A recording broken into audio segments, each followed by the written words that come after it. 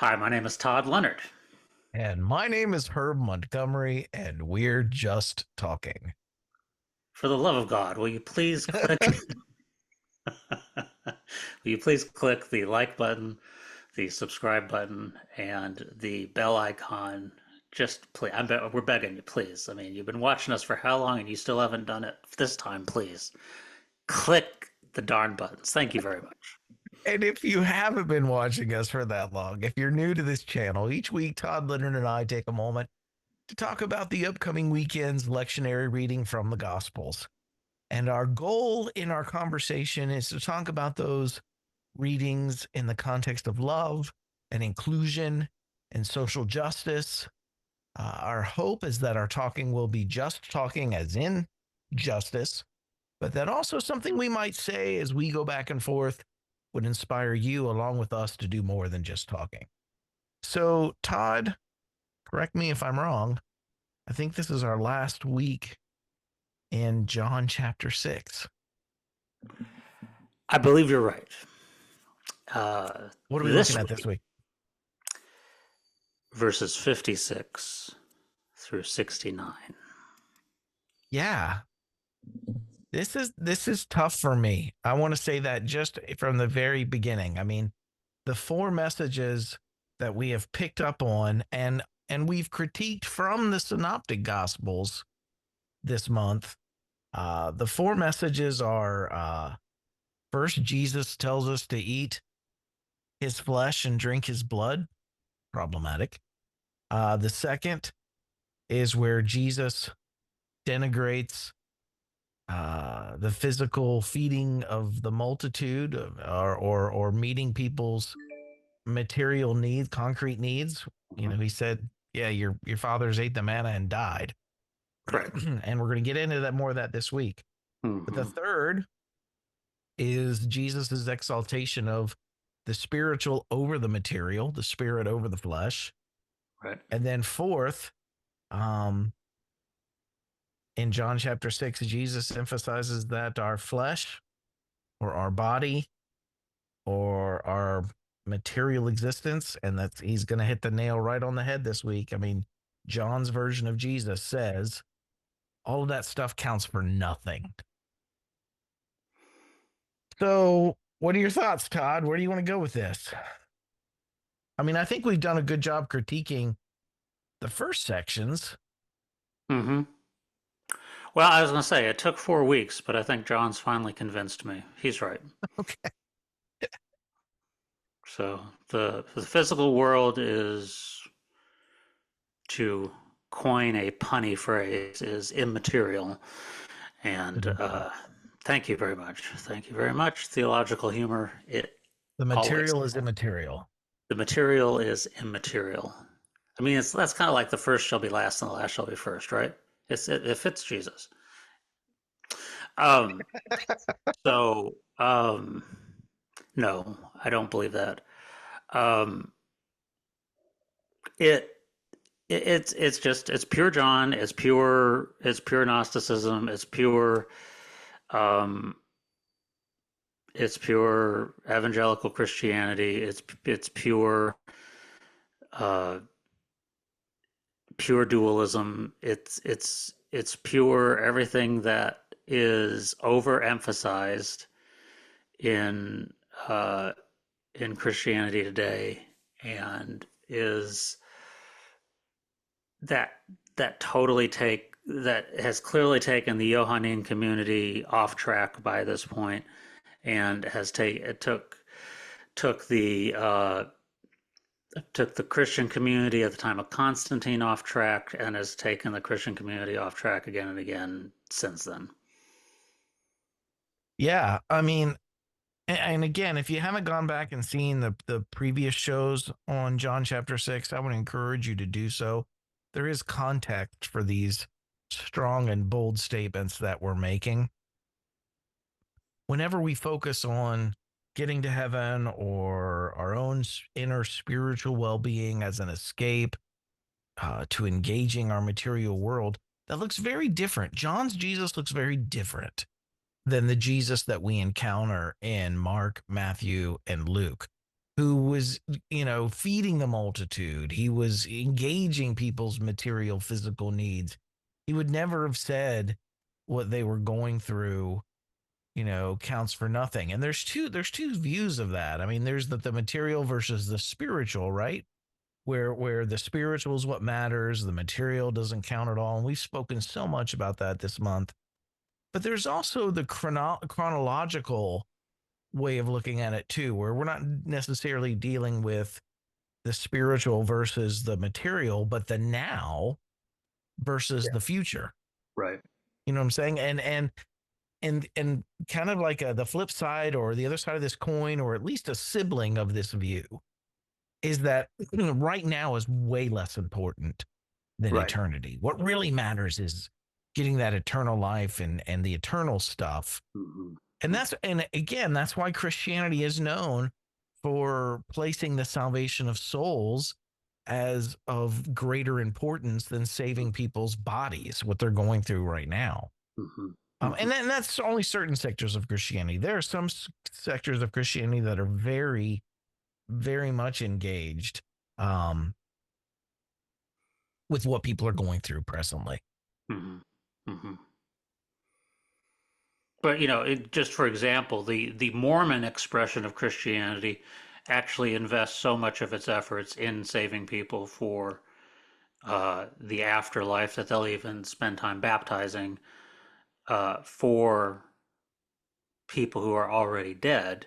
They're not even alive anymore, Correct. and So, we're spending our energy on that. because it's so important to make sure that they can save everybody as much as possible for the afterlife. So, not that now, and let me say on the converse flip side, I have not here because I haven't had the chance to connect with anybody who's with the Latter Day Saints Church yet. But in California, I had some colleagues and some friends in the Latter Day Saints Church, and as much as I disagree with them in having that focus of saving souls for the afterlife and whenever the culmination of all things happens, they are fantastic about taking care of each other in times of crisis in the present. And um, It's interesting. they're not so great so much in ministering to people outside of their circle, but they take care of each other in times of crisis on the inside like nobody else does. They take care of each other. If you're out of a job, you will be fine until you find another job if you're a member of the Mormon Latter Day Saints Church. So there is this taking care of That's each other something to present commend. that they are fantastic about, and nobody is as good as them on that. But they do have that very strong eschatological saving souls for the afterlife thing. Um, the denomination that I grew up in, Seventh Day Adventists, they're not historically, but uh, since the early 1900s, anything that they do for the present reality to help people in the present reality is only a gimmick to get them to save their soul. And it's fine that it's a gimmick. We don't. It's not unethical in our minds to use feeding people, um, You get them giving them health attend an altar care, call. helping them with their health, helping building facilities, building things to help improve their communities. Um, all that is that gimmickry is fine for the higher noble purpose of saving souls. So anything we do to get people to be saved is all worth it. So there and evangelicals. I mean, this is the cliche, but I was driving home today behind a license plate that had a frame around it that said, "Got Jesus, it's hell without him." I mean, that person is witnessing to save a soul for the afterlife. That's an evangelical bumper sticker theology that represents a lot of evangelical, Has very whether it little be to do with changing someone's ethical way of living today or their values. That we're not going to engage social justice. We're not going to start dealing with racial injustice or gender correct. injustice or LGBT injustice. We're just dealing with getting to heaven, escaping That's hell. correct. There's no bumper stickers that says "Got Jesus." Are you Got feeling justice. poor? Yeah, got Jesus, got justice, got Jesus. Have you hugged your LGBTQ loved one? There's nothing. None of it's got Jesus. If you don't, you're going to hell. It's all about saving again because And it comes right out of it the comes right out of paradigm God. we're looking at this week. Right. I mean, he says right here in our passage, your ancestors ate the manna and died. Right. The manna was a huge thing in Jewish folklore. That's a huge economics lesson, right? It was the very first thing they Absolutely. were taught in the Absolutely. Exodus narrative once they came out. Yep. And Equity. Jesus, Everybody has enough.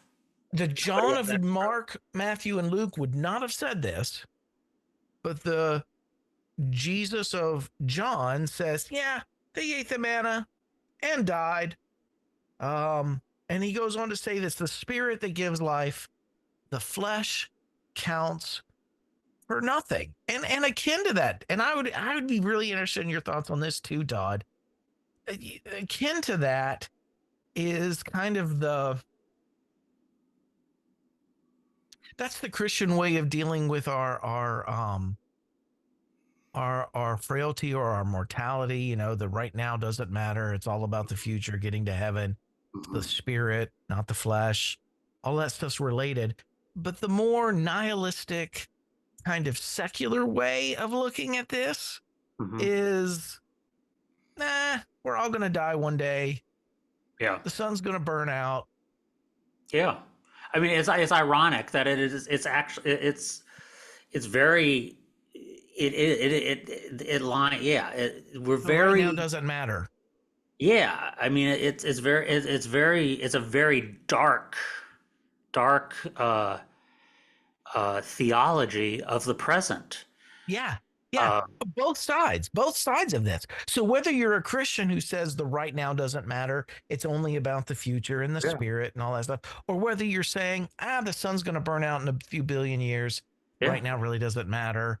Yeah. How do we, for people in both worldviews, Hmm. what is it that makes right now matter to you? Yeah. That's what I'm interested in. I've Yeah. been thinking about this all week. Why does right now matter? and Whether and you're and looking at it from a Christian lens or a secular theist,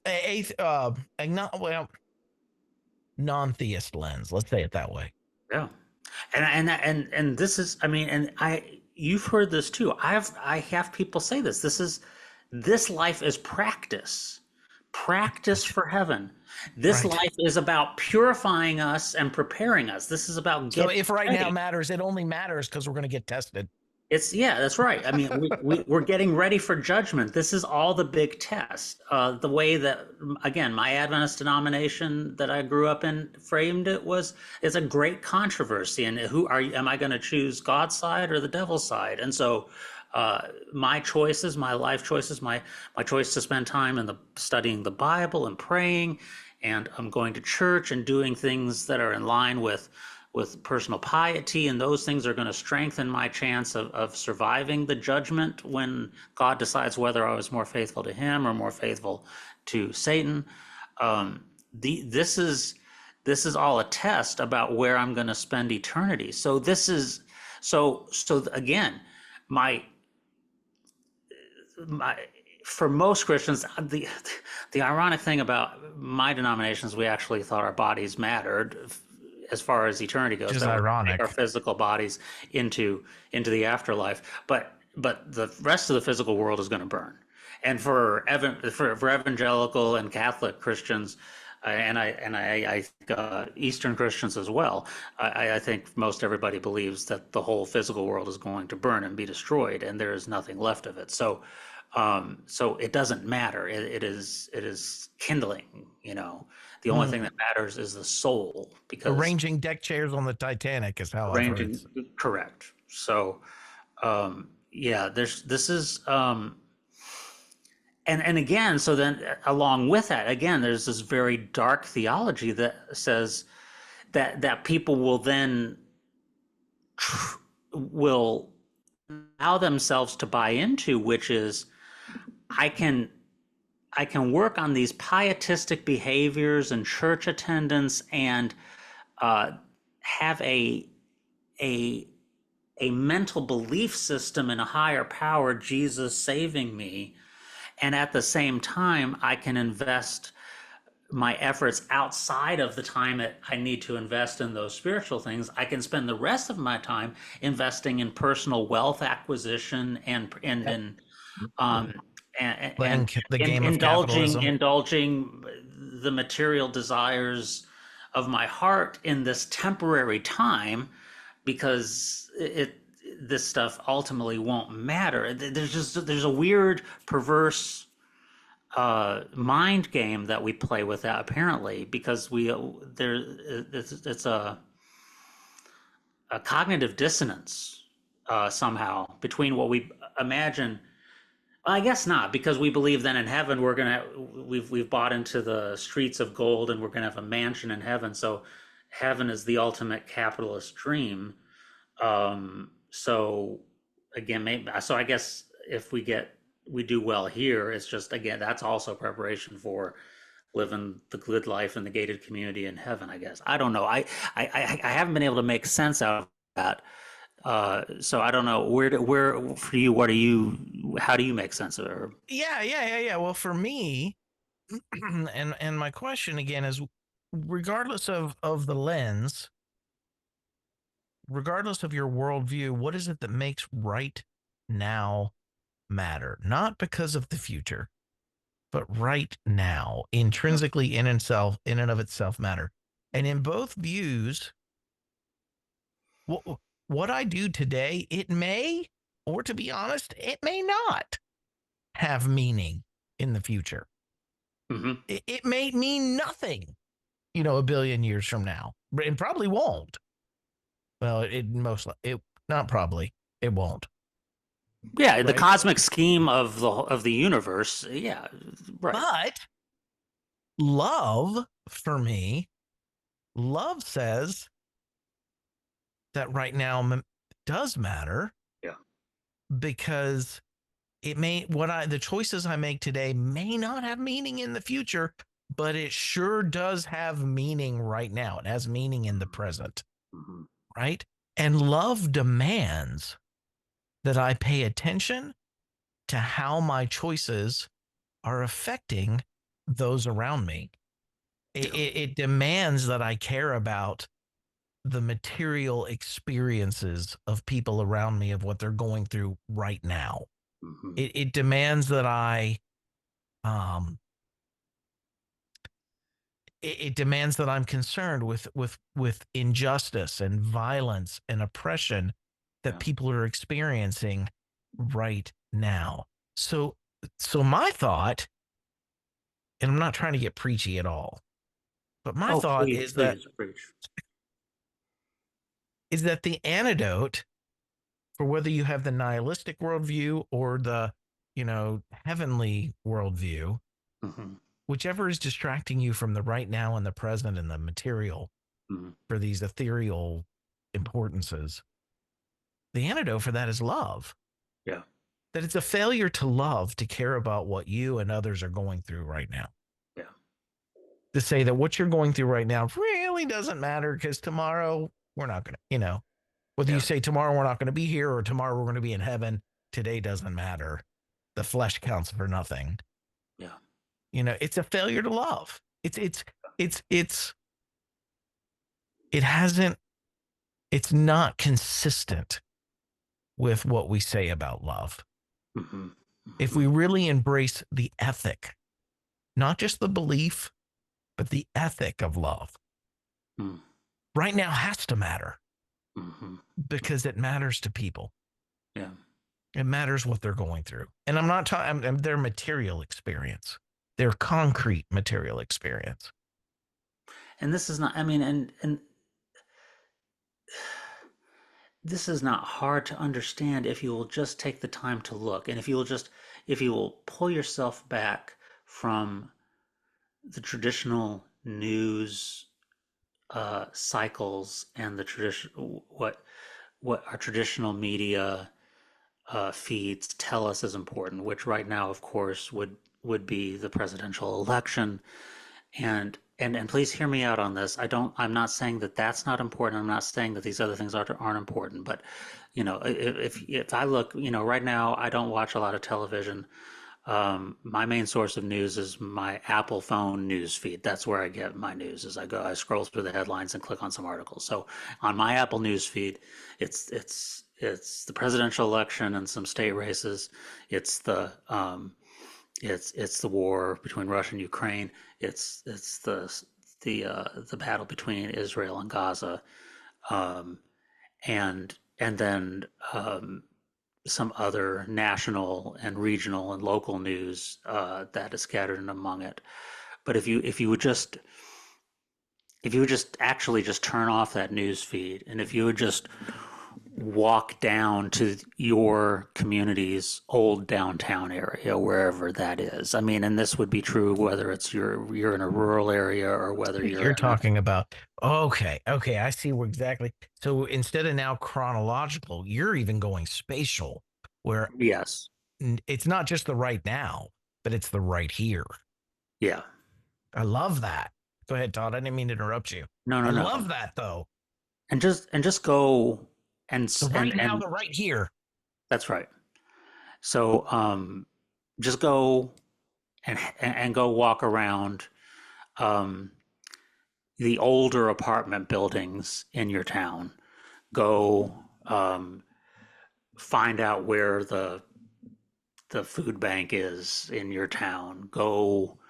Uh, Go find out where the community health clinic is in your town, and go sit in the waiting room, um, and just spend some time there Since and you say, don't watch television, Todd, and I want to say amen 1,000 times to what you just said.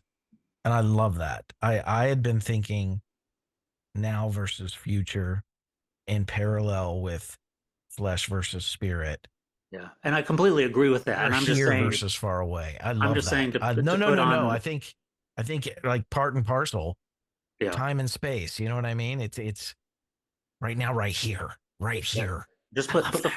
put the flesh on put the flesh on the time that you're on this time, and go actually engage with the flesh and blood.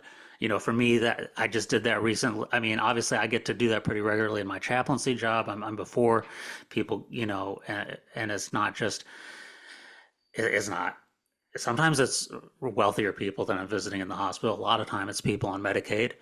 um, Sometimes it's actually homeless people that I'm visiting in the hospital. But then, last week, I was in downtown Baton Rouge, and I drove by the main homeless shelter, and there's about 6 dozen folks lining up for lunch, and uh, that's I don't care, and I can tell you that none of those folks in this moment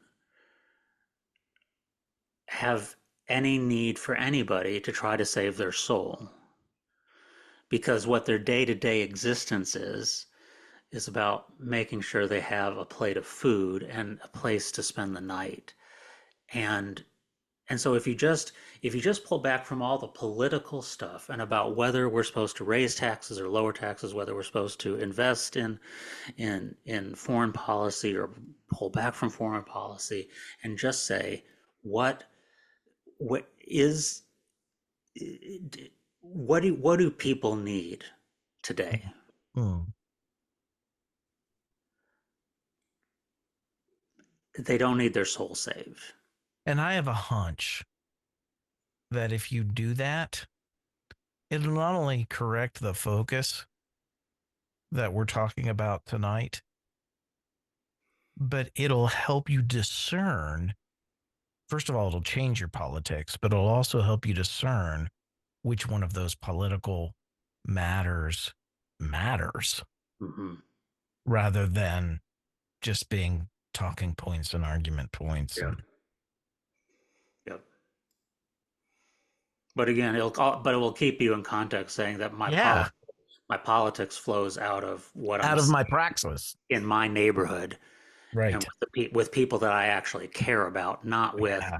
what I love that media shows me I should care about, but what I'm actually seeing when I'm actually engaged in. I in love my that. and that's um yeah, I just and this is and this is why this Jesus, when you read these verses of Jesus in the context, I just can't see Jesus walking past my brothers and sisters at the homeless shelter in Baton Rouge and saying, "Why are you guys lining up for this meal? For this bread Why that why are you not on your perishes. knees? Why are you not on your knees seeking to have eternal bread and eternal life through me and try to eat my flesh and drink my blood? Why are you not seeking those things?" What a cold, heartless bastard. If that's what Jesus would be saying to these people, come on. Yeah. This is so far removed from any sense of what I would hope the heart of God and the heart of Jesus would be. It's a very different picture of Jesus than what we get in the synoptic gospels. And a clear case in point is repeatedly, as we're seeing in this week's passage, the flesh and the spirit, both in Paul and in John, the flesh and the spirit are always at odds with one another. Mm, To be, you know, totally immersed in the spirit mm, is to be completely, um, I don't want to say cut off, but you're just not engaged with the flesh. You're mhm. totally immersed in the spirit. Where and engage is a good word because where I'm headed, I didn't thought of that. But in Luke 4, Jesus says, "The Spirit of the Lord is upon Mhm. me." Yeah. He's immersed in the spirit, and what it causes him to do is Yes. to plunge headfirst Yes. into our material concrete world. The Yes. Spirit of the Lord, therefore, I've been sent to preach good news to those Yeah. who are poor, Yes. to the liberation to those that are oppressed, freedom for those that are imprisoned, wholeness to those who, are hurting, and it's all Luke 4:18 through 19 is it's the more immersed he is with the spirit, the more he plunges into Into the material the world. bodily, Yes. fleshly material, what people Yes. are experiencing in the right Yes. now and the right here, to steal your phrase. Yes. Yes. That's Yeah, exactly right. That's exactly right. that's Luke's spirit. The And what spirit is makes you concerned with things of the flesh, where the flesh is a bad thing in Paul and John. And there's right? all these things associated with the flesh that are bad. That's right. You don't get that. It's not a Jewish view. You don't get that in the Right. Jewish Jesus of Mark, Matthew, and Luke. Right. That's right. Yeah.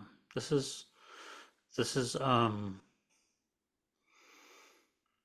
and again, this is I just hope I mean the viewing audience of Just Talking is so huge. Um Here we go again. um so I hope that anyway, I hope that there's like at least five of you um that are starting to have the experience that I've had in these last few years. Is it's just like,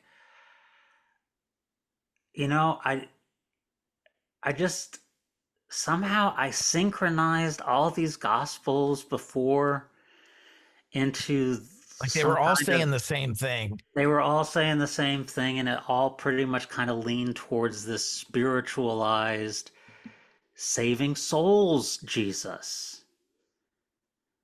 And Yeah. now when you get into it, and I know we're looking at John right now, but we're getting ready to head back into the synoptics. I think we're going back to Mark.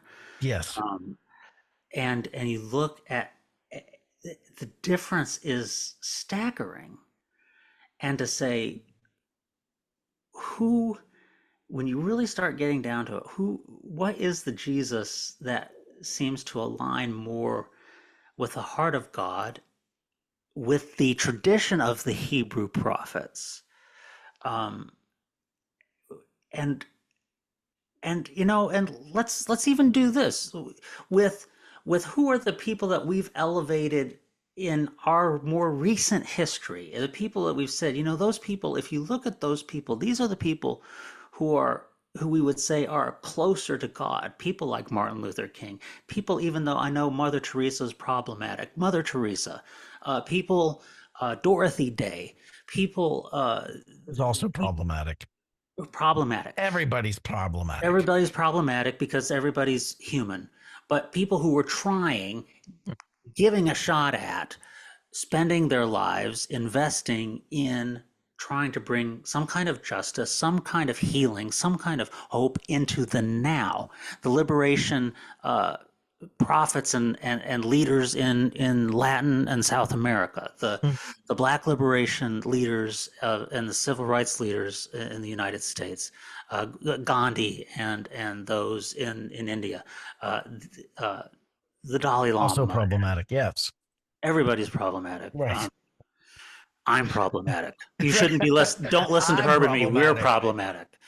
problematic. So uh, anyway, but if Yeah. you were to, if but when They when you hold a look high at honor because of what they did in the here and now. now, Yeah. not because they talked about something, Right. Right. Where even we're headed, go ahead. even the spiritual mystics that the church elevates as spiritual mystics, like I'll use the example Francis of Assisi, Deeply engaged in the here and now. deeply engaged in the here and now, the mystical connection that they are honored for having with God made them so impactful in the present. And for It's the Francis, it Luke was with the 4 poor. spirit immersion, not the John 6 spirit immersion. Yeah. Yeah. Yeah. Yeah. Have So we I beat got this one. horse to death, Herb? Well, it's not my fault. The lectionary stuck us in the same chapter of John for 4 weeks. The lectionary did John 6 for 4 weeks, and John 6 has one message. I don't know how. Who's in charge of the lectionary committee? Let's Who do write these a people? letter. Who do Let's these write put? an angry letter. Protest outside the lectionary convention? I don't think there is one of those. Oh, darn. I will say, too, I did find a verse this week that I thought was just interesting. Once again, this is just me picking on the chapter we're stuck in, but Leviticus 17:10 through 14. Okay. I'm going to go to Leviticus for a moment. Wow, you're really grasping if you're Yeah, going from I'm John digging to deep. Leviticus. Jeez, I'm man. digging deep. Okay. I will set my face against any Israelite or any foreigner residing among them who eats blood. I will cut them off from the people. For the life of the creature is in the blood, and I've given it to you to make atonement for yourself on the altar. It is the blood that makes atonement for one's life. Therefore, I say to Israelites, none of you may eat blood, nor may any foreigner residing among you eat blood. You must not eat the blood of any creature, because the life of every creature is in its blood. Anyone who eats it must be cut off. What jumped out at me is that people will say, well, this is different because it's symbol and, it's Jesus' atoning blood. Even atoning blood, no Jewish person would have ever said, ingest my blood.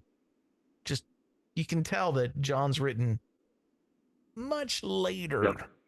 after Christianity has severed its Jewish roots. And exactly, because this is just another way of kind of sticking it to the Jewish faith and Jewish people. He sticks it to them in a number of Offensive. ways. Yes, he clearly at a minimum doesn't I care, wonder, and it wonder almost what, seems like he's trying to make sure that they don't get on board with his community. yeah, well, I'm going to say they were sticking it to them because I think Well, by this yes, stage, yes. it's the Johann. And I'm wondering what was going on between the Johannine community who wrote this version of the Jesus story and the Jewish population at this Yeah. time, that there was this level of animosity. Yep, I know. What's happening That's here? crazy. It's unbelievable. Yeah, because it's the offense is thick. So I thought when I was showing up tonight that I was going to bring to the table, Todd, that right now matters. It does. But what I'm walking away with is right here matters. And I love that. Yeah. That's even better. There's a oh, there's some '90s dance song called "Right Here, Right Now, Right Oh Here, yeah. Right That Now." should that should be our That, theme song. that should be our, yeah, and our worship song. We can who's our where's our worship leader to lead us in the closing song? Right here, right now, right here, right now. Raise we your we hands. we we Give we your hearts to Jesus. we thankfully don't have one of those. Sorry, all you worship leaders out there. You have to know my background. Oh, All right. That's what I got this week, Todd. I love okay. this though, right here, right now. Yeah, it works. It does. It's better than John 6. I can't get my head around it. I'm sorry. I used to preach this stuff, but to This is power. say This is the powerful stuff. This is preachers who preach this stuff believing it. This is like get it's people opiate to for the masses. weep and wail over what Jesus did for us, and this is the weep and wail stuff. This is what James Cone called the opiate of the masses. Hmm. It helps you be passive towards what you're suffering right now, right here, Hmm. Hmm. because this counts for nothing. I Hmm. just need to put my focus on the Hmm. spirit and on heaven. Get me Hmm. to eternal life. That is what Cone, that is what Marx, that is what so many in history have. That's why they have deemed religion an Yes. opiate of the masses. And Yes. I reject that kind of religion. Yep. Well, for the last 2 weeks, Herb, it has been my privilege to promote the important work of Renewed Heart Ministries. Thanks, Tonight, Todd. I am handing it back over to you. So, if any of you are not familiar with Renewed Heart Ministries, I want to recommend, I encourage you to go to renewedheartministries.com. All of our resources there online are for free. Renewed Heart Ministries is a ministry that is dedicated to helping people find the intersection of their faith and social justice, societal engagement, engaging in our material world, making a difference like the Jesus of Mark, Matthew, and Luke did, and even some chapters of John. But Coming there's so many soon, reasons. Herb's special Bible with the chapters of No, John. I'm a big tent guy. I'm glad it's in there. It helps us understand why we are the way we are You're today. a But liar. check out renewedheartministries.com. I also want to say a special thank you to everyone out there who supports the work of Renewed Heart Ministries. We just couldn't do what we do without you continuing to be a voice for change, both within faith communities and in our larger world. And if you'd like to join them in supporting Renewed Heart Ministries, you can do so by going to renewedheartministries.com and just clicking donate there at the top right. But again, all the resources there are for free. Just go there and check them out. Also, my new book, Finding Jesus, a Fundamentalist Preacher, discovers the social, political, and economic teachings of the Gospels, is available on Amazon. It's paperback, Kindle, on Audible, and an audiobook. Um, you've got this show. There's also a podcast each week called the Social Jesus Podcast. You can find it on all major podcast carriers. There's just so much. Just go to renewedheartministries.com. You'll find it all. That's it. Fantastic. All right. Listen, guys, we've made it through John 6. Thank you. For those of you who have stayed with us and journeyed through John 6, bless you. God told me last week that for everybody who stayed with us through John 6, you will be in kingdom of heaven forever. Thank Especially you. blessed. Especially blessed. Especially blessed. So next week, we'll be back in Mark. Tell your less committed friends to get back on board with us next week. We will see you then. I hope you have a Todd, great I week. just want to say to everyone, Todd is just joking. He means none of this. I am deadly serious. I mean every word I say. I do not have humorous bones in my body. I do Next have week, humorous bones in my body, but you it's have a spelled humorous. Humerus. You have So a humorous. correct. I have a humerus. That's exactly right. Should have two. Yes. Oh, that's true. Thank you. You have Thank you. humorous See, bones in your body. again, nobody thinks this is funny, Herb. Nobody is laughing right now. So to I'm say that I'm laughing. I to think say, it's hilarious. yeah, but you're weird. So uh, again, Not not in a right weird, a our left weird. audience size proves exactly what the level of humor is I on want this. the few that watch our show to know that I value you. We It's about do, quality, not quantity. we do. Well, yeah, Quantity would absolutely. be nice. Quantity would be nice, but no, we do. I mean, we would like more, but y'all are great. All right. That Thanks sound for watching, everyone. Next week, we're back in Mark. And next week's chapter on Mark is awesome. And I don't know if it's just that I'm so desperate to get back into one of the synoptic gospels. But man, when I looked at what the passage we're looking at next week, it's so good. It's just so good. So tune in next week. We'll have a Mark, Gospel of Mark discussion. fantastic. Good night, everybody. Thanks for watching.